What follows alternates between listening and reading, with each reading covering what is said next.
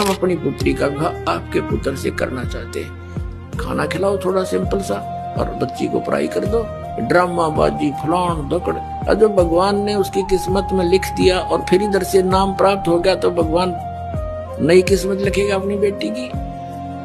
एक दहेज से कितने दिन सुखी हो सकता है, और कितने दिन अपने पुत्री को आप सुखी कर सकते हो। वो लेने वाला कितने दिन उससे अपना निर्वाह कर सकता है। फिर भी अपने हाथों से निर्वाह करेगा और भगवान पर विश्वास करेगा तो जीवन सफर उसका अच्छी तरह पूरा होगा। तो हम पहले से ही मालिक से डर कर चलेंगे। अगर हम किसी का धन लेते हैं तो हमारे ऊपर कर्जा बन गया, दान लेते हैं, दहेज लेते हैं, और फिर यही लेन देन के चक्कर में फिर हम उनके पशु बनकर आएंगे। आज हम दामाद बनकर ले रहे हैं, अगले जन्म में पशु बैल बनकर देंगे, गधे बनकर देंगे उनके। बता क्यों शर्म दर्द करे। तो बिना ज्ञान के